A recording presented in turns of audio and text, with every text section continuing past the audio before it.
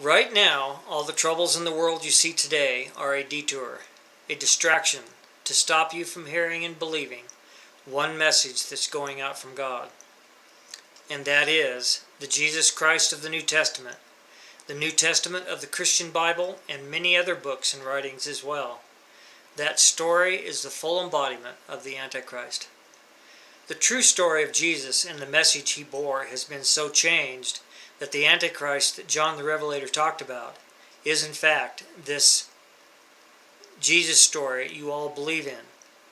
That story was based on a true story, just like a lot of movies you see, but the content of that story resembles very little of the true facts. Isn't it true that when Hollywood takes hold of a true story to make a movie, they change it, liven it up, sometimes beyond recognition, so the public will get interested?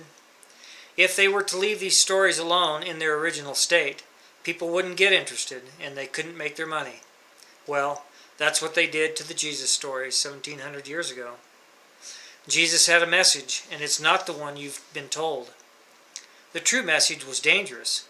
It was dangerous to the priesthood and undesirable to most of the people. Jesus was a man, just like everyone else. He worked a job and lived his life just like the Joe across the street. Nazareth was a wicked city because of its inhabitants, and Jesus was no exception. He was raised by a woman who taught him right from wrong, and he had a conscience that tore at him. But he knew sin and struggled with it, just like everyone today. But one day, in his debased state of sin, he broke free. He hated who he was and what he had become, and he went to God with everything he had and demanded freedom. And God gave him that. Jesus wasn't worried about whether or not he was going to heaven or hell. He hated his sin and wanted to break free from his sin. There is more to this story. Mary did conceive Jesus out of wedlock, but not like they say she did. It was by a man, and Jesus was considered a bastard. In his day, there was no hope for someone like him, and no doubt he knew it, and he felt utterly lost. God took this lost soul and made a king of him, but not one that anyone would recognize. And the message that Jesus had was that you and I could be a king as well, just like him. When he went to God, God planted a seed within him, the seed of Christ, and that seed grew and matured, and he had a message for all the other people out there who struggled with sin, just like he had. The message was for the sinners, not the righteous. He didn't perform great miracles to prove who he was, so people would believe. God doesn't want a mixed multitude. Only those who hate their sin and are willing to die to that sin, like Jesus did, are invited. It's the same today as it was then. No cheap salvation into some place called heaven. We are saved from our sin. And what about Moses' temple in the wilderness and the sacrifices they were told to perform?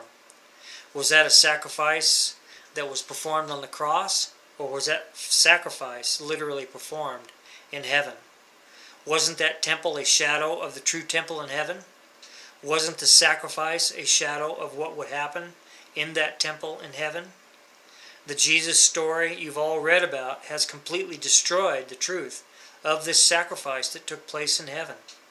Look at the story of Abraham when he was asked to sacrifice his son, and you will see the truth of what God did. Only there was no ram in the thicket. God the Father himself put his son to death, and this death took place in that temple in heaven.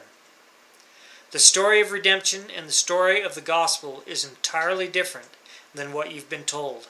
The question is, are you so closed-minded that you won't take this to God in earnest prayer to know the truth? As it was in the days of Noah, so shall it be in the days of the coming of the Son of Man. Too busy eating and drinking to care. Too brainwashed to listen with an open mind. Too set in their ways to even go to God in earnest prayer to know the truth.